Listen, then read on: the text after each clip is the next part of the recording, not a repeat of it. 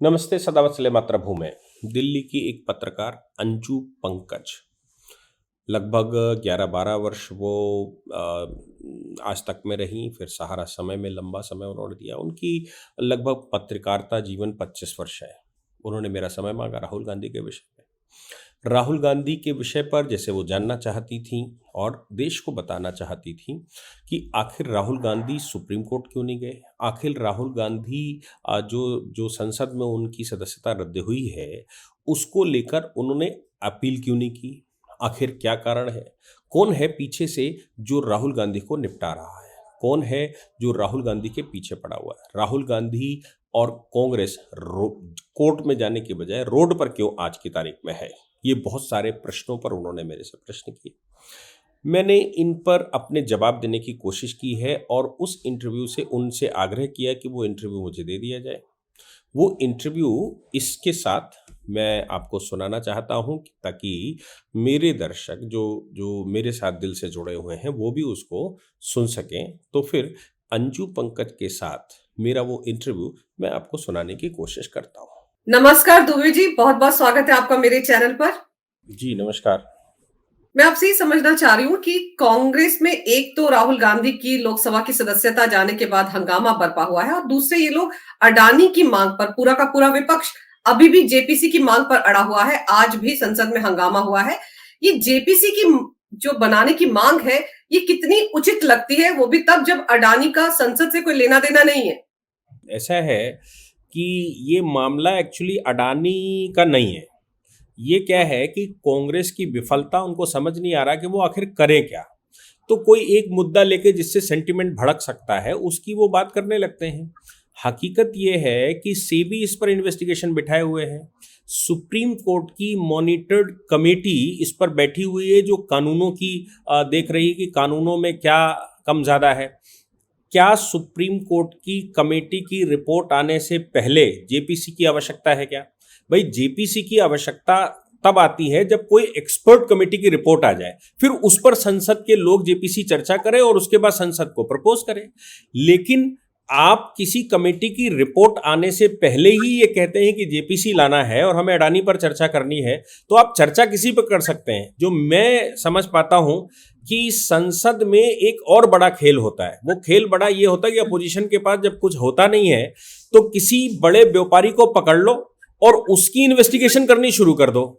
तो व्यापारी की इन्वेस्टिगेशन, व्यापारी की खास बात होती है उसका सब कुछ अच्छा होने के बावजूद वो हिंड्रेंस नहीं चाहता कि कोई उसको इंटरवीन करे, तो फिर कुछ ना कुछ पा जाते हैं, तो कुछ खर्चा पानी निकलता है।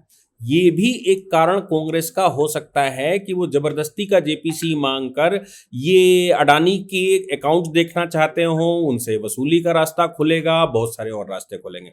नहीं तो लीगली हकीकत यह है कि सेबी इन्वेस्टिगेशन कर रहा है। हकीकत यह है कि सुप्रीम कोर्ट की मॉनिटर्ड कमेटी जिसमें फाइनेंशियल एक्सपर्ट भी हैं, सेबी एक्सपर्ट भी हैं, सेबी के वकील भी हैं और जुडिशियल फील्ड के भी हैं, जो एक कॉम्पैक्ट कमेटी बननी चाहिए वो हैं, वो कर रहे हैं। तो फिर ज़रूरत मुझे नहीं लगता कि है। ये कह सकते थे कि भाई रिपोर्ट जल्दी आ जाए तो उसके बाद हमें जेपीसी को भी दीजिएगा या हमको दीजिएगा तो हम उसको एक बार रिव्यू कर लें। लेकिन दुबे जी, 2 महीने में सुप्रीम कोर्ट की एक कमेटी जो मॉनिटर्ड आप बता रहे हैं ये अपनी रिपोर्ट सौंप देगी, लेकिन ये वो विपक्ष है जिसे सिलेक्टिव चीजों में सुप्रीम कोर्ट पर भरोसा है, सिलेक्टिव चीजों में सुप्रीम कोर्ट पर भरोसा नहीं है। अब ये देखिए कि राहुल गांधी जब ये कहते हैं विदेश जाकर कि मेरे फोन में पेगासस था, जबकि सुप्रीम कोर्ट ने ये कहा था जब पेगासस के मामले की जांच पड़ताल हुई थी, क्लीन चिट जब केंद्र सरकार को मिली थी, तो उन्होंने कहा था जिनके फोन में पेगासस है वो हमें अपने फोन सौंप दे, हम टेक्निकल कमेटी से जांच करवा लेते हैं। लेकिन तब राहुल गांधी ने अपना फोन सुप्रीम कोर्ट की कमेटी को नहीं सौंपा, लेकिन बाहर जाकर कहा कि उनके फोन में भी पेगासस है। तो ये वो विपक्ष है जो सुप्रीम कोर्ट पर भी कुछ मामलों में भरोसा करता है अपनी सहूलियत के हिसाब से। ये तो सबको मालूम है कि सुप्रीम कोर्ट के विषय में इन्होंने एक स्टेटमेंट दे दिया था और उस पर माफ़ी भी मांगी थी और ये कहा था कि चौकीदार चोर है, ये सुप्रीम कोर्ट ने मान लिया। और फिर उस बात पर सुप्रीम कोर्ट ने जब संज्ञान लिया तो इनको वहाँ माफ़ी मांगनी पड़ी। तो ये इस तरह की माफियां मांग कर भी हाईलाइट रहना चाहते हैं क्योंकि इनका जो पूरा का पूरा कारवा है ना वो डूब रहा है। तो कैसे पिक्चर में रहे, तो पिक्चर में दो ही लोग रहते हैं, एक तो नायक पिक्चर में रहता है जो काम करता है, दूसरा विलेन भी पिक्चर में रहता है, और तीसरा जो पिक्चर से बाहर होता है वो केवल हुड़दंग मचाता है, तो भी कुछ कोई ना कोई तो ध्यान देगा ना। तो उनको लगता है कि वो बिल्कुल खत्म हो चुके हैं, इसलिए कहीं ना कहीं प्रश्न करते हैं। दूसरी बात, जब सेलेक्टिव की बात करते हैं तो ये तो पक्की बात है कि भैया अंधा बांटे रेवड़ी अपने नपनन को दे। तो अंधा जब रेवड़ी बांटता है फिर भी वो अपनों को ही देता है अंधा। मतलब अंधा से मतलब वो ये कहता है कि मैं न्यूट्रल हूं, मैं किसी को पहचानता नहीं हूं, लेकिन फिर भी वो अपनों को ही रेवड़ी बांटता है। तो ये तो स्वाभाविक सी बात है कि जो सूट करेगा वो बोलेंगे, जो सूट नहीं करेगा उसके विरोध में चले जाएंगे। ईवीएम अगर उनको जिताएगी तो उस समय ठीक थी, ईवीएम उनको हरा देगी तो फिर वो ईवीएम गड़बड़ है। तो ये स्वाभाविक विपक्ष का काम मतलब जो होता है, लेकिन सुचिता के साथ करें तो मुझे लगता है कि अच्छा रहेगा। अब ऐसे करते हैं तो ये अपना ही नुकसान करते हैं।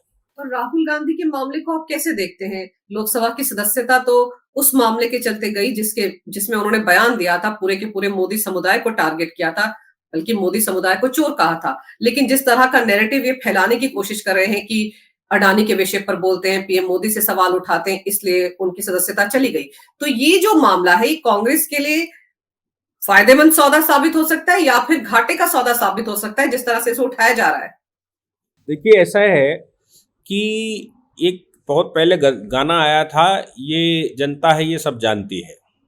तो पहले का जिस समय सूचना तंत्र का बहुत विकास नहीं था, उस समय आप कह लेते थे, जैसे मैं एक इलस्ट्रेशन आपको बताऊं कि राजा राम मोहन रॉय को हीरो बनाना था अंग्रेजों को, क्योंकि राजा राम मोहन रॉय कंपनी के एम्प्लॉय थे, 10 साल से नौकरी करते थे, वो कंपनी के ही बढ़िया एम्प्लॉय थे। उनको इंग्लैंड भेजा गया, 2 वर्ष उनकी ट्रेनिंग हुई। चूंकि मिशनरी की एजुकेशन भारत में शुरू करनी थी, इसलिए उनको ये कहा गया कि भाई मिशनरी के स्कूलों में एडमिशन करवाओ, ये गुरुकुलों को बंद करना है। राजा राम मोहन राय का वो फॉर्मूला सफल नहीं हुआ, जनता ने माना नहीं। तो राजा राम मोहन राय को हाईलाइट करने के लिए एक सती प्रथा का ढोंग रचा गया और एक नैरेटिव तय किया गया कि सती प्रथा भारत में है। जबकि मैं पूरा भारत घूमता हूं, कहीं मैंने ये नहीं सुना कि किसी गांव में सती का कोई प्रकरण हो। लेकिन राजस्थान वाले को बताया गया तमिलनाडु में होता, तमिलनाडु वाले को बताया गया कि उत्तराखंड में होता, उत्तराखंड वाले को बताया गया पंजाब में होता। ऐसे करके ये कहा गया तो हिंदू हृदय तो ऐसा ही है, अरे ऐसा अत्याचार होता है। तो वो उसको एक सिंपैथी राजा राम मोहन राय के साथ आ गई। तो ये नैरेटिव बिल्ड किए जाते हैं लोगों को तैयार करके। मुझे लगता है कि ये नैरेटिव बिल्ड किया जा रहा है कि भाई किसी न किसी तरह से ऐसा है, और वो नैरेटिव कभी न कभी तो हमारी समझ में आ ही जाएगा। ऐसा तो नहीं है कि नहीं समझ में आएगा, कभी न कभी तो अपने चक्षुओं में आता है। अच्छा, उस समय की बात यह है कि उस समय मीडिया तंत्र ऐसा नहीं था कि हम अपनी बात कह सकते थे, जो सरकार बताती थी वही समझ में आता था। आज की तारीख में आप अंजू जी आधा शब्द बोलिए और अभी पूरा करने वाले देश में बहुत सारे हैं। अगर आपने लाइन ऑफ एक्शन से जरा सी भी भटकी और देश के किसी व्यक्ति को आपकी बात में कुछ पकड़ लगी, तो आप ये समझ लीजिए आपकी पब्लिसिटी उसमें ज्यादा हो जाएगी, और आप ये जो शो कर रहे हैं इसमें पब्लिसिटी वैसी नहीं होगी जैसी पब्लिसिटी आपके गलत बोलने पर हो जाएगी। ये देश है, ये सब समझ रहा है, सोशल मीडिया का इस समय तंत्र है। इसलिए राहुल गांधी का ये प्रोपोगंडा जो अंग्रेजों ने राजा राम मोहन रॉय के साथ खेला था, वो प्रोपोगंडा इस समय मुझे नहीं लगता कि चलने वाला। ये नुकसान के अलावा कुछ नहीं करने वाला। दूसरा, उस समय कानूनों की लोगों को जानकारियां नहीं होती थी। इसलिए नहीं होती थी क्योंकि जब आईपीसी बना पहली बार 1858 में, तो आईपीसी 1962 में लागू किया गया था।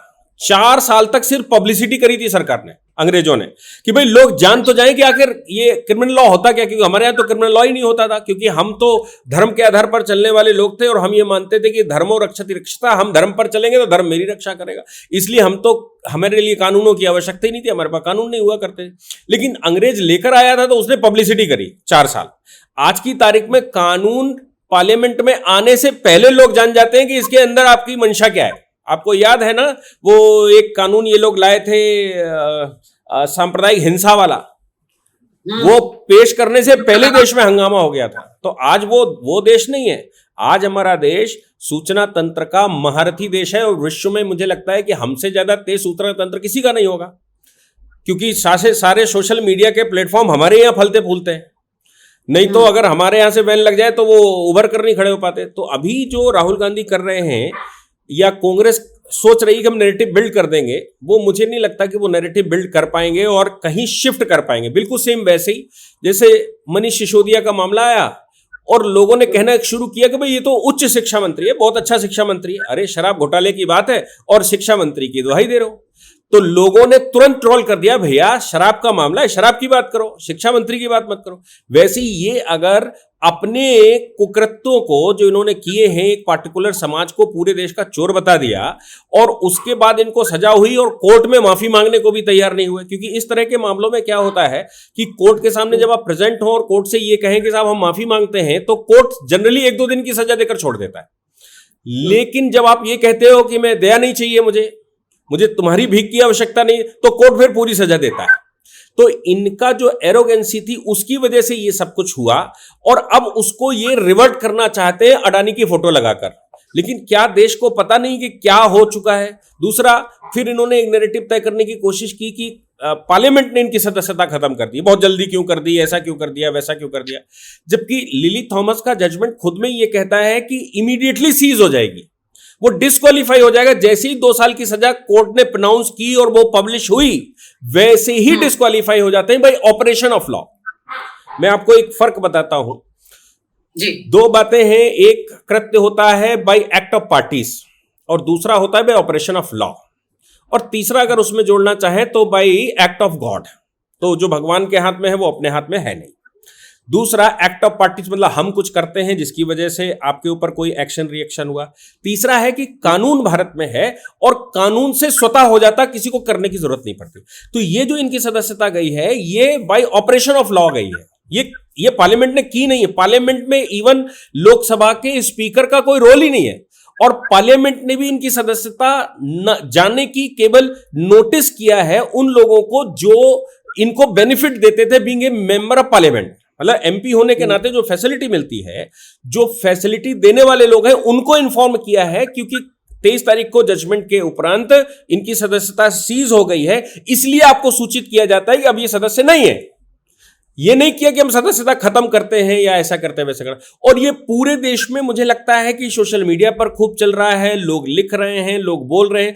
ऐसी परिस्थिति में जब देश जान रहा है कि क्या हुआ इस मामले में और देश ये भी जान रहा है कि आप ही ने वो पेपर फाड़े थे, जो जिस वजह से आपका ये सीज हुआ है वो पेपर आप ही ने फाड़े थे, किसी और ने नहीं फाड़े थे।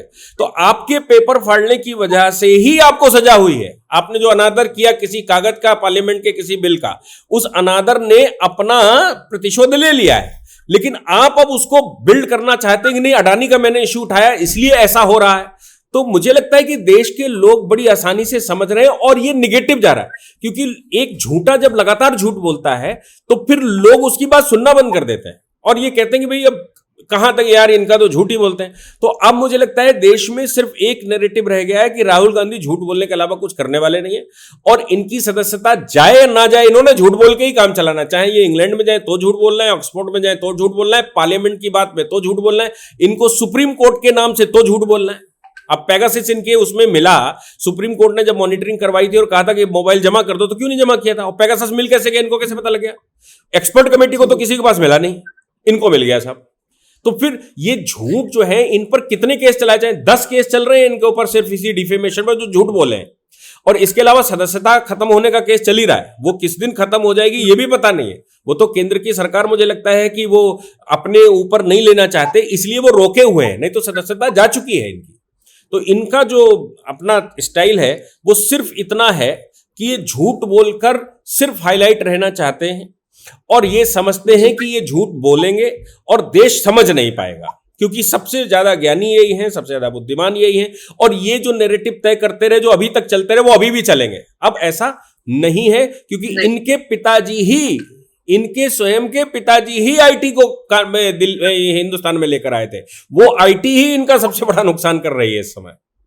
बिल्कुल। अच्छा, ये बताइए कि इनके मामले को कांग्रेस ने बड़े लाइटली लिया। अब देखिए कि पवन खेड़ा का मामला था, तुरंत सुप्रीम कोर्ट में मेंशन हो गया, 1 घंटे के अंदर अंदर उनको राहत मिल गई, बेल मिल गई। लेकिन राहुल गांधी के मामले में बार बार ये सवाल उठ रहा है कि कांग्रेस के इतने बड़े बड़े वकील जो हैं सुप्रीम कोर्ट में जा सकते हैं, वो अभी तक वहां क्यों नहीं गए? जबकि केरल की किसी महिला ने कोर्ट में अपील किया है, शायद सुप्रीम कोर्ट में, कि वो 833 जो धारा है जनप्रतिनिधि कानून की, उसको हटा दिया जाए, उसे खारिज कर दिया जाए। लेकिन कांग्रेस इस पर इतनी जल्दी रिएक्ट क्यों नहीं करे? क्या उनको ये लग रहा है कि इसी से फायदा है कि अगर ये मामला ऐसे ही लटकता रहे, ऐसे इस पे रोते बिलखते रहे, तो ज्यादा फायदा मिलेगा? बिल्कुल, बिल्कुल, क्योंकि सुप्रीम कोर्ट में ये जाएँगे तो उसमें कुछ है तो है नहीं, क्योंकि सुप्रीम कोर्ट का 5 जजों का जजमेंट है और उस वो हुँ, कॉन्स्टिट्यूशनल बेंच थी जिसके ऑर्डर से ये हो रहा है। तो कॉन्स्टिट्यूशनल बेंच में जब आप जाएँगे तो पहले 2 जज सुनेंगे, फिर 3 जज सुनेंगे, फिर 5 जज सुनेंगे, फिर 5 वाले अगर इस जजमेंट को पलटना चाहेंगे तो 7 बैठाने पड़ेंगे। और तब तक ये सारा खेल खुल चुका होगा, क्योंकि ये पार्टिकुलरली ये कहेंगे कि हमें स्टे दे दो, सुप्रीम कोर्ट कहेगा 5 जजों की बेंच का जजमेंट है, स्टे दिया नहीं जा सकता। तो फिर सब एक्सपोज हो जाएगा और कुछ नहीं बचेगा इनके पास। तो अभी जो है वो कोर्ट ना जाकर ये रोड पर आ गए हैं, क्योंकि इनको मालूम है कि कोर्ट में कुछ नहीं होने वाला। तो ये जो सत्याग्रह कर रहे हैं वो असत्य के मार्ग पर सत्याग्रह कर रहे हैं, क्योंकि कोर्ट जाएंगे तो वो सत्य का मार्ग वहां खुल जाएगा, और सत्य का मार्ग खुल जाएगा तो सत्याग्रह कैसे करेंगे ये, तो असत्य का मार्ग खुलेगा कैसे।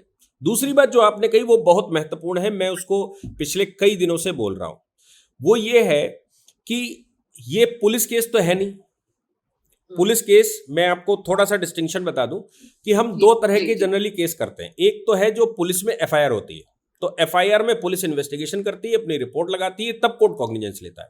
दूसरा तरीका यह है कि अगर मेरे पास सारे एविडेंसेस हैं तो हम कहते हैं हमें एफआईआर की जरूरत नहीं है, मैं कोर्ट में सीधा आ रहा हूं, एविडेंस मैं दूंगा, अभी अभी इन्वेस्टिगेशन की आवश्यकता ही नहीं क्योंकि मेरे पास सब कुछ है। तो उसको कहते हैं कंप्लेंट केस। मैंने कंप्लेंट केस फाइल कर दिया। अब अगर कोर्ट को लगता है कि नहीं और इन्वेस्टिगेशन की जरूरत है तो फिर वो पुलिस को लिख देती है, नहीं तो वो कॉग्निजेंस ले लेती है। तो ये केस जो है वो कंप्लेंट केस है, डायरेक्ट कोर्ट ने कॉग्निजेंस लिया, यानी कि ना तो सरकार का कोई रोल है, ना कोई पुलिस का रोल है, ना उसमें भाजपा का कोई रोल है। एक व्यक्ति की भावनाएं आहत हुई, उसने एक मुकदमा कर दिया, और केवल उन्होंने नहीं किया, बिहार में भी केस चल रहा है इसी तरह का।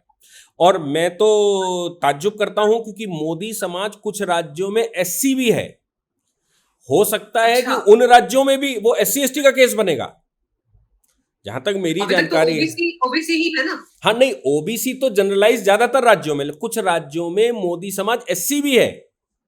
उन अच्छा। राज्यों में अगर केस फाइल होता, जैसे जहां तक मुझे याद आता है उत्तराखंड और हिमाचल, अगर हुँ, वहां पर मोदी समाज केस फाइल करेगा तो एससी एसटी एक्ट लगेगा, जाति सूचक शब्दों के द्वारा हमारी भावनाओं को आहत करना और जाति सूचक शब्द बोलकर हमें नीच बताना या चोर बताना, तो फिर तो वो ज़्यादा एससी एसटी का खतरनाक केस कानून है। लगता है तो 10 साल के लिए जाते। ये तो गुजरात में जो थोड़ा अपग्रेडेड स्टेट है जहां पर मोदी समाज ओबीसी आता है, वहां का केस है, इसलिए ये थोड़ा बच गए हैं। और हमारे यहाँ के कानूनों की खास बात है, एक ही कृत्य के लिए 2 सजाएं नहीं हो सकती, इसलिए गुजरात से सजा हो गई, ज्यादा अच्छा हो गया। दूसरी बात यह भी है कि कंप्लेंट जब आपके खिलाफ फाइल हुई थी और कोर्ट ने सम्मन किया था, तो सम्मन क्वेश्चन के लिए आप जा सकते थे बड़ी कोर्ट में। हुँ, जिस समय कोर्ट ने कॉग्निजेंस लिया था तो कॉग्निजेंस क्वेश्चन के लिए जा सकते थे कोर्ट में, अब रिवीजन में। और इसके अलावा कोर्ट के एक एक कृत्य पर आप वहां जा सकते थे, और जनरली इस तरह के केसेस में अभी तक देखा गया है कि निचली अदालत ने संज्ञान लिया है तो हाईकोर्ट उसको क्वेश कर देता है, क्योंकि हाईकोर्ट में जाकर जैसे ही एफिडेविट लगाते हैं और कहते हैं साहब हमसे गलती हो गई, तो हाईकोर्ट कहता है कि हम इसको क्वेश करते हैं। दूसरी पार्टी को भी बुला लेता है, दूसरी पार्टी कंसर्न ले लेती है और कहती है ठीक है आप भविष्य में नहीं करेंगे तो आपको माफ किया जाता है, और सिंबॉलिक रूप से एक आध दिन का कुछ कॉन्फिस्केशन अनाउंस कर देता है या कुछ जी। फाइन लगा देता है। तो आप जब केस लड़ने गए तो 3 से 4 तारीखों में आप स्वयं प्रेजेंट हुए। आपके देश भर के जो ए नंबर के वकील हैं, मनीष सिसोदिया के लिए किसी भी समय कोर्ट में चले गए, पवन खेड़ा के लिए चलती हुई कोर्ट में बीच में बोल दिए, याकूब मेनन के लिए रात में कोर्ट खुलवा देते हैं, तो वो आपके लिए जा सकते थे। लेकिन मुझे जहां तक लगता है खड़गे के अध्यक्ष बनने के बाद जो G23 है, और ज्यादातर वकील सब G23 में है, ये जो ग्रुप 23 है ज्यादातर सीनियर एडवोकेट जी, सारे उसमें हैं, तो बिल्कुल। G23 राहुल गांधी का विरोध बहुत पहले से कर रहा है, लेकिन वो डर है केवल अंदर कि ऐसा ना हो कि भाई हमारा कैरियर खत्म हो जाए, क्योंकि इनसे पहले इसी तरह के शरद पवार का कैरियर कांग्रेस से खत्म हो चुका है, सीताराम केसरी का खत्म हो चुका है, जितेंद्र प्रसाद का खत्म हो चुका है, अर्जुन सिंह का खत्म हो चुका है, नारायण दत्त तिवारी का खत्म हो चुका है, और पीए संगमा का खत्म हो चुका है। ऐसे बहुत सारे लोग हैं जिन्होंने मांगा था कांग्रेस से कि भाई हम भी हैं, तो सोनिया गांधी के अध्यक्षीय क्लेम के समय पर इनका कैरियर खत्म हो गया था और बाकी हुँ, लोग मर गए थे। जैसे राजेश पायलट की दर्दनाक मृत्यु हो गई थी, माधवराव सिंधिया की मृत्यु हो अच्छा, गई थी, जितेंद्र प्रसाद को माधव सिंह। हार्ट अटैक हो गया था। तो एक क्लेम के आगे, मतलब एक परिवार के सामने इन्होंने अध्यक्ष का दावा किया था, तो ऐसे 9 से 10 लोग निपट गए थे। वो लोगों को, वो इलस्ट्रेशन बहुत पुराना नहीं है, 20 साल पुराना ही है, इसलिए लोगों को निश्चित रूप से डर भी होगा कि ऐसा ना हो कि हम क्लेम करें राहुल गांधी के खिलाफ और हमारा भी यही हश्र हो जाए। तो सीधे नहीं बोल पा रहे, इनडायरेक्ट वे में बोल रहे। तो ये कहीं अवसर की तरह तो नहीं देखा गया कि भाई ये अवसर मिला है और इस अवसर को क्या हम कैश करवा सकते हैं, और राहुल गांधी को बिल्कुल साइडलाइन अलग थलग किया जा सकता है। और राहुल गांधी अलग थलग होते दिख रहे हैं। आप देखिए, जिस दिन कांग्रेस की बैठक हुई उसमें मल्लिकार्जुन खड़गे फ्रंट सीट पर थे, लेकिन राहुल भैया की मम्मी बगल में बैठी थी। अब राहुल भैया की मम्मी वहां अध्यक्ष के बगल में क्या कर रही थी, उनके पास कौन सा ऐसा दायित्व है? वो अध्यक्ष हैं, वो कौन है इस समय? अध्यक्ष अकेले ही बैठता है, और अगर वो उपाध्यक्ष या महासचिव के नाते हैं तो कई कई होते हैं। तो राहुल बाबा की मम्मी वहां क्यों बैठी थी फ्रंट सीट पर? 2 ही लोग बैठे थे फ्रंट सीट पर, खड़गे और राहुल की मम्मी। तो ये दर्शाता है कि उनको निश्चित रूप से दिमाग में ये आ गया होगा, कहीं ये निपटा तो नहीं रहा, इसलिए मेरा बैठना जरूरी है यहां पर। इसलिए मां बेटी दोनों गए थे उस बैठक में, और दोनों ने निर्णायक भूमिका में पार्टिसिपेट किया था। जनरली आपको कांग्रेस में देखने को नहीं मिलता कि तीनों बैठे हों। राहुल गांधी तो कल्प्रिट है, इसलिए राहुल गांधी को बाहर रहना स्वाभाविक था, लेकिन मां और बेटी एक सुर में बोल रहे थे, और मां जो है वो फ्रंट सीट पर बैठी थी। इसका मतलब कहीं ना कहीं एक अंतर्द्वंद अंदर से चल रहा है, और इनको डर है कि कहीं ये सब मिलकर G20 के साथ खड़गे ना मिल जाएं और कहीं राहुल जी को निपटा ना रहे हो। अच्छा, राहुल जी को निपटाना वो एक अलग बात है, लेकिन ये भी हम सबको मालूम है कि प्रियंका वाड्रा और राहुल गांधी में भी एक चल रहा है। वो राजस्थान में हमने सबने देखा था कि गहलोत बनाम सचिन पायलट चल रहा था, तो एक के साथ खड़ा था, दूसरा दूसरे के साथ खड़ा था, तो वो भी एक चल रहा है। इसलिए प्रियंका वाड्रा भी सॉफ्ट कॉर्नर में G23 के साथ खड़ी हो जाएं, इसमें भी कोई शक नहीं, या पीछे से कोई गेम चल रहा हो इसमें भी कोई शक नहीं। तो कुल मिलाकर यह है कि राहुल गांधी से कांग्रेस को नुकसान है, ये जग जाहिर है। पिछले 10 वर्ष से यही हो रहा है कि राहुल बाबा जहां खड़े होते हैं वहां कांग्रेस हार जाती। जो पार्टी राहुल बाबा के साथ कोलैबोरेशन करती है वो पार्टी डूब जाती है। और फायदा किसको है? फायदा तो आज की भारतीय जनता पार्टी को है राहुल गांधी से। तो राहुल गांधी को भारतीय जनता पार्टी क्यों निपटाना चाहेगी? भारतीय जनता पार्टी कभी नहीं चाहेगी कि राहुल गांधी हल्के हो जाएं। राहुल गांधी जब तक कांग्रेस में भारी रहेंगे तब तक बीजेपी को बहुत ज्यादा मशक्कत करने की आवश्यकता नहीं है, लेकिन नुकसान कांग्रेस का हो रहा है, इसलिए कांग्रेस ही राहुल को बाहर कर सकती है। और यह संभव है कि इस पूरी घटनाक्रम के पीछे कहीं न कहीं कांग्रेस के मास्टरमाइंड प्लेयर हों। और अब सदस्यता चली गई, चली जाने के बाद एक और खास बात है कि सदस्यता जा तो सकती है, लेकिन सदस्यता जो बनती है वो चुनाव से ही बनती है। तो आपका केस वहां खत्म हो जाएगा या कुछ और हो जाएगा तो हाई कोर्ट स्पेशल पावर है, सुप्रीम कोर्ट इन्वोक करके आपको सदस्यता आपकी रीइंस्टीट्यूट करवा दे तो बात अलग है, अदरवाइज आपको चुनाव लड़के आना पड़ेगा। बिल्कुल वैसे ही जैसे व्यक्ति मर तो सकता है, कोई मार भी सकता है, लेकिन वो पैदा नहीं कर सकता। पैदा करने के लिए 9 महीने उसको लगेंगे, पूरी प्रक्रिया होगी। तो अब ये पूरी प्रक्रिया पार करके आएंगे सदस्य बनने के लिए, तो इतने में कांग्रेस को अवसर मिल जाएगा, G23 को अवसर मिल जाएगा कि वो अपनी राजनीति सेट कर लें। तो ये संभव है कि ये पूरा कहीं ना कहीं राहुल गांधी को निपटाने की प्रक्रिया चल रही हो, चाहे उसमें प्रियंका वाड्रा हो या फिर कांग्रेस की G23 या और भी बहुत सारे होंगे जो प्रताड़ित होंगे।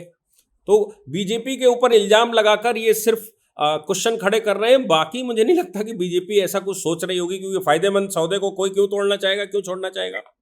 लेकिन दुबे सर, ये समझाइए कि आप ये कह रहे हैं कि अब राहुल गांधी की सदस्यता चली गई है, अब उसको रीइंस्टेट अगर कोई करवा सकता है तो वो 7 जजों की खंडपीठ जो सुप्रीम कोर्ट की है वही उस फैसले को पलट सकती है। अदरवाइज राहुल की सदस्यता वापस अब आ जाए ऐसा कोई नहीं है, चुनाव के बाद ही संभव हो सकता है ये। बिल्कुल बिल्कुल सही बात। मैंने कहा ना, एक बात तो देखो, जैसे मैंने कहा ऑपरेशन ऑफ लॉ से किसी व्यक्ति के फेफड़े खराब हो गए और फेफड़े खराब होने की वजह से उसकी मृत्यु हो गई, वो उसको हॉस्पिटल में ले गए। हॉस्पिटल में डॉक्टर ने नब्ज देखी, भाई बोले ये तो मर चुके हैं। बोले क्यों मर चुके? बोले फेफड़े खराब हो गए थे। तो सामने वाला कहता है मैं नए फेफड़े लगा दूंगा। अब उसने नए फेफड़े लगवा दिए, तो क्या नए फेफड़े लगाने के बाद उसको जीवित किया जा सकता है? जो मर गया उसके नए फेफड़े लगाकर भी जीवित नहीं किया जा सकता।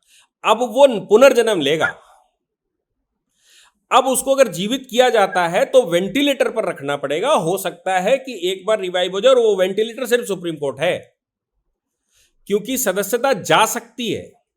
और ये इस मामले में जो हुआ है, जो सुप्रीम कोर्ट का नोटिस है उसको आप ध्यान से पढ़िएगा। उस नोटिस में इनको नोटिस नहीं दिया गया है, राहुल गांधी को नोटिस दिया गया है उन लोगों को जो इनको बेनिफिट देते हैं या जो इनकी सहायता करते हैं, being a member of parliament, जिनकी ड्यूटी बनती है कि इनकी सेवा करो। तो उस नोटिस में ये लिखा गया है, due to conviction by such and such court of 2 years his membership is disqualified with immediate effect by the judgment of such and such and such। तो उन्होंने कहा है कि खत्म हो गई है, 23 तारीख को जजमेंट आया, 23 तारीख को उनकी सदस्यता खत्म हो गई। और क्यों खत्म हो गई? क्योंकि सुप्रीम कोर्ट का फला फला जजमेंट कहता है इमीडिएटली डिस्क्वालीफाई हो जाता है। तो जो व्यक्ति इमीडिएटली डिस्क्वालीफाई हो गया, अब उसको क्वालिफाई कैसे करेंगे? तो सुप्रीम कोर्ट 7 जजों की बेंच बैठे और ये कहे कि इस जजमेंट का हम ये इंटरप्रिटेशन करते हैं कि डिस्क्वालीफाई हो जाएगा, लेकिन अगर वो फिर से क्वालिफाई हो जाता है तो वो फिर से पार्लियामेंट ज्वाइन कर सकता है, ऐसा ऑर्डर करना पड़ेगा। तो ये इतना आसान नहीं, तब तक 24 का चुनाव सामने खड़ा है। बिल्कुल। अब फिर तो ये तो बात वही होगी ना कि 8 साल के लिए चुनाव नहीं लड़ पाएंगे। फिर तो अगर ये दोबारा सांसद बने भी तो 8 साल बाद ही बनेंगे ना दुबे सर। नहीं, अब इन दोनों में फर्क है। दोनों में फर्क यह है कि जो जजमेंट हो गया उसके आधार पर सदस्यता चली गई, लेकिन उस डिस्क्वालिफिकेशन के बेस पर 2 साल की सजा की वजह से 6 साल भविष्य के चुनाव नहीं लड़ सकते, ऐसा नियम है। हाँ। लेकिन ये जो 2 साल की सजा दी है, अगर हायर कोर्ट इसको कन्विक्शन को टर्मिनेट कर देता है तो वो 6 वर्ष वाली कंडीशन अपने आप रिमूव हो जाएगी, लेकिन सदस्यता दोबारा लेकर आनी पड़ेगी, नहीं तो 7 जजों की बेंच इन्वोक करेगी। और सदस्यता दोबारा ले जाने के लिए वो जाहिर सी बात है उपचुनाव या चुनाव लड़ना पड़ेगा, तभी बनेंगे। तो एक चीज ये समझाइए कि जो ये सत्याग्रह किया गया था अभी रविवार को राजघाट पर बैठकर, तो वो सत्याग्रह किसके खिलाफ था? भाई फैसला तो अदालत से आया था, सूरत के सेशंस कोर्ट से। तो क्या ये पूरे के पूरे कांग्रेस पार्टी के दिग्गज सेशंस कोर्ट के खिलाफ सत्याग्रह कर रहे थे? अब इनके खड़गे का बयान समझिए। खड़गे जी कह रहे थे कि भैया आपने 4 साल पहले केस लगाया, केस लगाने के बाद कोर्ट ने कॉग्निजेंस लिया, फिर आप उस कोर्ट में गए, स्टे लेकर आए हाई कोर्ट में। देखिए, हाई कोर्ट में स्टे लिया गया, हाई कोर्ट से स्टे वेकेट करवाया गया। किसने करवाया? क्या बीजेपी ने करवाया, राज्य सरकार ने करवाया, केंद्र सरकार ने करवाया? नहीं भाई, हाई कोर्ट का डिसीजन है। क्या हाई कोर्ट से कोई बिना वजह स्टे ले सकता है या वेकेट करवा सकता है? उनके हाथ की कठपुतली है क्या कि भाई आप हाई कोर्ट गए, बोले आज साहब बंद कर दीजिए, और 10 दिन बाद बोले अब हमारी परिस्थिति ठीक होगी, जरा खोल दीजिए? ऐसा संभव है क्या? तो आप हाई कोर्ट ने स्टे दिया या स्टे वेकेट किया, इसका मतलब आप हाई कोर्ट के ऑर्डर पर सवाल खड़े कर रहे हैं। सजा नीचे वाले कोर्ट ने दी है, इसका मतलब आप उसके खिलाफ सवाल खड़े कर रहे हैं। और आपकी मेंबरशिप डिस्क्वालीफाई हुई है लिली थॉमस के 5 जजों की बेंच के जजमेंट की वजह से, इसका मतलब आप वो 5 जजों की कॉन्स्टिट्यूशनल बेंच पर भी सवाल खड़े कर रहे हैं। इसके अलावा कॉन्स्टिट्यूशन के आर्टिकल 102 में ये व्यवस्था दे रखी है, इसके अतिरिक्त आरपीए के 8(3) में व्यवस्था दे रखी है। तो आप इतने सारे कानूनों की वजह से घिरे हैं और आप सत्याग्रह किसके खिलाफ करेंगे? तो सत्याग्रह सरकार का कोई रोल भी होता तो समझ में आता है। दूसरी एक चीज अंजू जी, 25 नवंबर सन 1949 का डॉक्टर अंबेडकर का भाषण सुनना चाहिए। पार्लियामेंट में 26 नवंबर को हम संविधान स्वीकार करने जा रहे थे। डॉक्टर अंबेडकर की आखिरी स्पीच थी कि भाई हम इसको अब एडॉप्टेशन के लिए सामने रखते हैं। डॉक्टर अंबेडकर ने कहा कि देखिए, अब हम चूंकि स्वतंत्र देश हैं और हमने संविधान अपना बना लिया है, कंप्लीट हो चुका है, इसलिए आज के बाद सत्याग्रह, धरना, प्रदर्शन और देश के खिलाफ चक्का जाम, इसकी कोई स्थान भारत में नहीं बचता। क्यों नहीं बचता? क्योंकि अब आपके पास हर चीज की रेमेडी कानून में है, और कानून में रेमेडी है तो आप कानूनन उससे लाभ ले सकते हैं, रेमेडी पा सकते हैं। अंग्रेजों के समय पर हमारे पास कानूनन रेमेडी नहीं थी, इसलिए मेरे पास सिर्फ एक उपाय था कि हम रोड पर खड़े होकर प्रदर्शन करें और उनके खिलाफ खड़े हों, नहीं सत्याग्रह का रास्ता अपनाएं। लेकिन आज अगर आप कहते हैं कि सत्याग्रह, तो सत्याग्रह का मतलब था सत्र आग्रह, उसको अब संधि विच्छेद करिए, सत्य हुँ, आग्रह, मेरा सत्यता के साथ आपसे आग्रह है कि मेरी ये बात सुनिए जिसमें सत्यता है, आप झूठ बोल रहे हैं। तो ये जी, सत्य आग्रह किसके सामने कर रहे हैं, किसको आग्रह करना चाहते हैं? जब भारत में कानूनी व्यवस्था है, पहली सबसे निचली अदालत, ये सबसे छोटी अदालत होती है हमारे देश में। हमारे देश में जी, सबसे छोटी अदालत इसको लोअर कोर्ट कहते हैं, इसके बाद सेशन होता है, सेशन के बाद हाई कोर्ट होता है, हाई कोर्ट के बाद सुप्रीम कोर्ट होता है। सबसे छोटी अदालत जो एंट्री लेवल का मजिस्ट्रेट आपको जजमेंट दे रहा है, उसके बाद आपके पास 3 बड़ी कोर्टें हैं। तो वो तो हुँ, आपके पास रेमेडी है। जब आपके पास रेमेडी है तो आप सत्याग्रह किस लिए कर रहे हैं, रोड पर क्यों खड़े होते हैं? अगर आपके पास रेमेडी नहीं थी तो आपकी बात समझ में आती कि भाई हमारे पास कोई रेमेडी ही नहीं है, हम सरकार पर दबाव बना रहे हैं कि भाई ये चलन बनाइए, ये कानून बनाइए। अच्छा, आप मेंबर ऑफ पार्लियामेंट भी हैं तो आप वो भी नहीं कर सकते। उसके लिए आपके पास भी प्राइवेट मेंबर बिल भी ला सकते हो, अपनी पार्टी से बिल भी ला सकते हो। तो आपको अगर कोई संशोधन करना था तो आप बिल ले आते, लेकिन आप तो बिल फाड़े बैठे हैं खुद ही, तो बिल किस मुंह से लाएंगे? तो ये चारों ओर से फंस गए। इसलिए इनको ये समझ ही नहीं आ रहा कि देश को समझ आ रहा है कि तो हम जुडिशरी के खिलाफ खड़े हो गए। कल तक कह रहे थे कि जुडिशरी के 4 जज साहब रोड पर खड़े हो गए, ऐसा चल रहा है, और आज आप उसी हुँ, जुडिशरी को कटघरे पर खड़ा करके ये कह रहे हो। कल को किरण रिजिजू जी जब स्टेटमेंट देते हैं तो आप कहते हो कि नहीं, किरण रिजिजू जुडिशरी को घसीट रहे हैं, और आज आप जुडिशरी को फ्लॉप घोषित कर रहे हैं और उसके खिलाफ आप आंदोलन कर रहे हैं। तो सबसे पहले तो ये तय करना पड़ेगा कि इनका दिशा क्या है, ये करना क्या चाहते हैं, दिशा ये क्या कौन से रास्ते पर जाना चाहते हैं, और ये सत्य कौन सा सत्य बताना चाहते हैं। क्या असत्य के मार्ग से भी असत्य बोलकर सत्याग्रह किया जा सकता है? ये तो साहब उल्टी बात हो गई, और ये उल्टा काम कर रहे हैं और देश को समझ में आ रहा है। मजे की बात ये है। एक आजकल ना फैशन सा बन गया है, मतलब कोई भी मंच हो, चाहे वो आम आदमी पार्टी के नेता हो, आजकल केजरीवाल भी बहुत कुछ प्रधानमंत्री मोदी के खिलाफ बोल रहे हैं। और रविवार को जो ये सत्याग्रह हुआ था, इसमें जिस तरह से प्रियंका वाड्रा बोल रही थी, तो ये विपक्ष को आजकल क्या एक मतलब फैशन है उनके लिए कि वो पीएम मोदी के खिलाफ बोलेंगे तो सुर्खियों में रहेंगे और शायद उनको इससे फायदा हो जाएगा, ऐसा लगता है उनको क्या? नहीं नहीं, ऐसा है कि पिछले 75 वर्षों में जनता की एक डिमांड जरूर थी कि वो ये कह रहा था कि लालू प्रसाद जब जिस समय पॉलिटिक्स में आए थे तब साहब ये एक छोटे से कमरे में तबेले में रहते थे। हुँ, आज ये बता दें कि इनकी हजारों करोड़ की प्रॉपर्टी आई कहां से, इसका सोर्स क्या है। मुलायम सिंह यादव जब पॉलिटिक्स में आए थे तो साइकिल से चलते थे, प्रचार करते थे। इतने पैसे नहीं थे कि वो एक गाड़ी ले लेते, बाइक पर चल लेते, तो साइकिल से प्रचार गांव गांव करते थे। आज उनके बच्चे ये बहुत महंगी महंगी गाड़ियों में, और ये करोड़ों अरबों रुपए की संपत्ति है, आई कहां से? तो एक प्रश्न तो जनता पूछना सबसे चाहती कि भैया आप जब पॉलिटिक्स में आए थे उसके बाद से अब तक आपकी जो ग्रोथ रेट है ये आया कहां से, ये तो बताओ। तो हुँ, उसका जवाब तो इनके पास है नहीं। और अब डिमांड ये थी पॉलिटिक्स की कि कोई भी सरकार बैठे तो कम से कम भ्रष्ट पॉलिटिशियनों पर तो लगाम लगाइए, बाकी तो देश सुधार लोगे आप। अब जब बिल्कुल। भ्रष्ट पॉलिटिशियंस के लिए एजेंसीज को स्वतंत्र कर दिया गया है तो जाहिर सी बात है कम से कम इतना तो वो पूछेगी कि ये पैसा लाए कहां से। तो जैसे ही आप आय से ज्यादा संपत्ति रखेंगे तो ईडी आएगी आएगी। जैसे ही आप कहीं घोटाला करके पैसा जमा करेंगे तो सीबीआई घुसेगी घुसेगी। कहीं आप संपत्ति बनाकर रखेंगे तो इनकम टैक्स आपसे पूछेगा पूछेगा। और वो कुछ नहीं पूछ रहे, वो सिर्फ ये पूछ रहे कि आप हमें ये बता दो लाए कहां से, आपका सोर्स ऑफ इनकम क्या था। और ये तो हमारी आपकी भी प्रश्न है ना कि सोर्स ऑफ इनकम, अडानी तो व्यापार कर रहे हैं, 1 रुपया लगाकर वो 1 लाख अगर पैदा कर रहे तो भी पैसा लगाकर व्यापार कर रहे ना। आप कौन सा व्यापार कर रहे हैं? आपके पास ये हजारों करोड़ की संपत्ति आपने 20-25 साल में कहां से आ गई? आप कहां से ये लंबे लंबे ऑफिस, लंबी लंबी गाड़ियां, बहुत सारे होटल्स, आपके कहां से ये चेन ऑफ होटल्स बन गए? तो उस पर जब कार्रवाई शुरू हुई तो जनता तो प्रसन्न है कि भैया कम से कम ये कोई आदमी तो आया जो पूछ रहा है। लेकिन समस्या इनकी है कि ये कहां जाएं।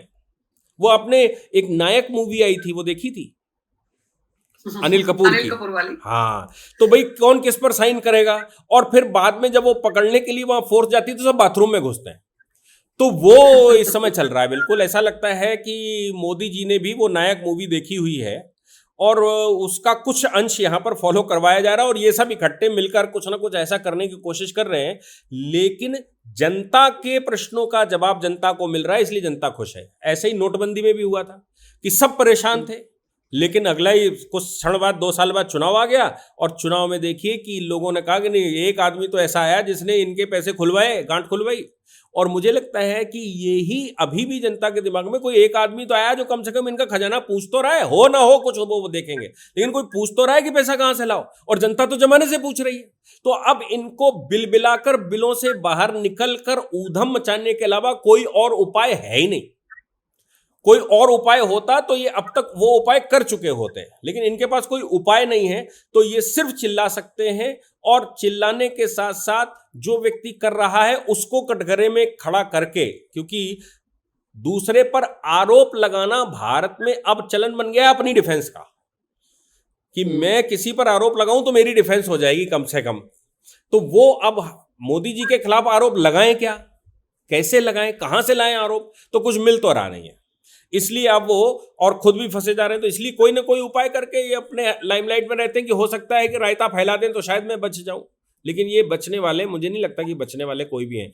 अच्छा, सबके साथ यही, आम आदमी पार्टी नई नई आई, लेकिन आप सोचो अंजू जी, देश में भारतीय जनता पार्टी आज भी 1951 में पार्टी बनी थी, 1951 में जनसंघ बना था, और 1951 से 2014 में कांग्रेस का कैडर ब्रेक अभी भी नहीं कर पाए। वो इतना एफर्ट करना पड़ता है, इतने लोग लगते हैं। आम आदमी पार्टी अगर बहुत स्पीड में चलना चाहेगी तो ब्रेक करने के लिए धन चाहिए, और धन अगर उसको चाहिए, महत्वाकांक्षा ज्यादा होंगी तो धन चाहिए, तो धन के लिए करप्शन का रास्ता है, सरकार में हो करप्शन करोगे तो मोदी जी ऊपर से बैठे, तो समस्या चारों ओर से है।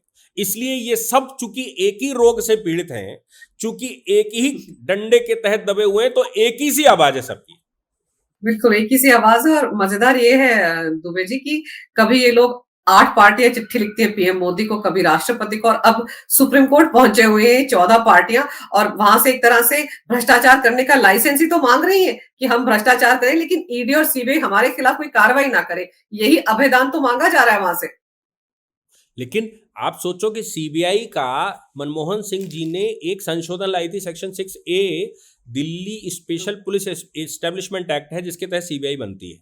सीबीआई एक्चुअली केंद्र की एजेंसी है, दिल्ली की एजेंसी है, केंद्र की कह लीजिए, दिल्ली की एजेंसी है, और दिल्ली केंद्र शासित प्रदेश हुआ करता था। तो उस समय Delhi police special establishment act बना था, उसका सेक्शन 6 कॉग्निजेंस लेने की बात करता है कि इन्वेस्टिगेशन कैसे करेंगे। उसमें मनमोहन सिंह सरकार 6A जोड़ दिया था। आपको याद है 2000 मेरे ख्याल से 13 या 14 की बात है, 14 स्टार्टिंग थी या 13 खत्म हो रहा था। सुप्रीम कोर्ट में वो चैलेंज हुआ था, और उसमें किया क्या इन्होंने, इन्होंने ये कहा उसमें संशोधन करके कि केंद्र के किसी भी अधिकारी या मंत्री के खिलाफ इन्वेस्टिगेशन भी नहीं किया जा सकता जब तक कि इन्वेस्टिगेशन की अनुमति या वो सैंक्शन न दे दी जाए, और अगर सैंक्शन दे दी जाए तो ही इन्वेस्टिगेशन कर सकते हैं। लेकिन सर उसी वक्त आपको याद होगा सुप्रीम कोर्ट ने ये भी तो कहा था ना कि सीबीआई पिंजरे का तोता बन गई है। अब सोचिए यूपीए सरकार जो थी कितनी पार्टियों की बैसाखी पर चल रही थी, और इसीलिए तभी अपना अपना उल्लू सीधा करने के लिए इस तरह के कानून बनवा रहे थे। और आज देखिए जब ये सब फंस रहे हैं ईडी और सीबीआई के शिकंजे में, तो पूरी तरह से बिलबिला रहे हैं। यही तो कह रहा हूं आपने ना, दुबे सर मैं जो यही तो कह रहा हूं कानून कि है, जी जी जी जी, चाहते हो आप तोते की तरह इस्तेमाल कर रहे हो कि इन्वेस्टिगेशन भी नहीं कर सकती, आप कुछ सही, करने ही नहीं दोगे। ये कैसा लोकतंत्र है, ये कैसी सरकार है। इसी बात पर ये आया था, लेकिन ये उसको गलत कोड करते हैं। हम्म, कोडिंग इस बात की थी कि आप सीबीआई के हाथ पैर भी काट रहे थे, बिल्कुल खत्म कर रहे थे उसको, कि आपके डायरेक्शन पे ही काम करेगी, बाकी सीबीआई काम ही नहीं करेगी। आज इन्होंने फ्री हैंड दे रखा है कि भाई जिसको जो मिलता है। और कानून का एक और पहलू है, जी कोई इन्वेस्टिगेटिंग एजेंसी, कोई भी अगर कुछ करप्शन ढूंढ पाती है, तो इसका मतलब नहीं है कि पहले वो एजेंसी नहीं ढूंढ पाई। कोई भी एजेंसी जब भी ढूंढ लेती है तो ही कॉग्निजेंस लिया जा सकता है। तो आज जिस एजेंसी ने ढूंढ लिया है तो कॉग्निजेंस लिया जा सकता है। आप उसमें ये नहीं कह सकते कि 4 साल पहले वो एजेंसी नहीं ढूंढ पाई थी, ये जबरदस्ती सरकार ढूंढवा कर लाई है। करप्शन के हम्म मामले को डिफेंड करिए कोर्ट में कि ये करप्शन नहीं है, लेकिन आप इन्वेस्टिगेशन नहीं रोक सकते, कॉग्निजेंस लेने से नहीं रोक सकते, और नए तथ्यों के आधार पर उस पर नई कार्रवाई होने से नहीं रोक सकते। ये नियम है इस समय का, और इसको फ्री हैंड दे रखा है सरकार ने। और इसीलिए क्योंकि फ्री हैंड मिला हुआ है, पहले अपनी उँगलियों पर नचा रहे थे सीबीआई को और तमाम केंद्रीय जाँच एजेंसियों को, इसीलिए इन लोगों को तब सहूलियत थी। लेकिन अब ज़ाहिर-सी बात है, पीएम मोदी ने बिल्कुल सही कहा था दुबे जी कि ईडी ने कम से कम इन विपक्ष की पार्टियों को एकजुट लाकर रख दिया, इसीलिए इनमें एकता भी आ गई है। आपने आज विस्तार से राहुल गांधी के मामले पर और उससे जुड़े जो कानून है, उसके बारे में जो विस्तार से मेरे दर्शकों को जानकारी दी है, उसके लिए सर आपका बहुत-बहुत धन्यवाद। नमस्कार। ये इस प्रकार के इंटरव्यू के बारे में, हालांकि जनरली मैं इंटरव्यू देता नहीं हूँ, ये लोगों को मालूम है क्योंकि मैं लगातार न्यूज़ चैनलों पर बैठता हूँ। लेकिन अंजू पंकज जी, मुझे कुछ ऐसा लगा कि नहीं, वो बहुत समर्पित हैं और बड़े अच्छे से क्लैरिटी से क्वेश्चंस करते हैं। ऐसे बड़े पत्रकारों को मैंने विचार किया कि अगर वो हमारा इंटरव्यू लेते हैं देश के विभिन्न विषयों पर, तो फिर उनके साथ सिर्फ एक आग्रह के साथ कि उसकी एक कॉपी हमको दी जाए, और वो कॉपी हम आप लोगों को भी, जो हमारे व्यूअर्स हैं, उनको भी सुना सकें। आप उस पर कमेंट ज़रूर लिखेंगे, और जिन लोगों को भी ऐसा लगता है कि ये इस तरह के इंटरव्यूज़ मेरे होने चाहिए, बाकी जो पत्रकार यूट्यूब पर हैं, जो बड़े देश के मार्गदर्शक यूट्यूब पर हैं या फेसबुक पर करते हैं, वो सभी अगर ऐसा करने को मैं एग्री हो जाऊं, तो आपको क्या लगता है क्या होना चाहिए? जय हिंद, जय भारत, वंदे मातरम।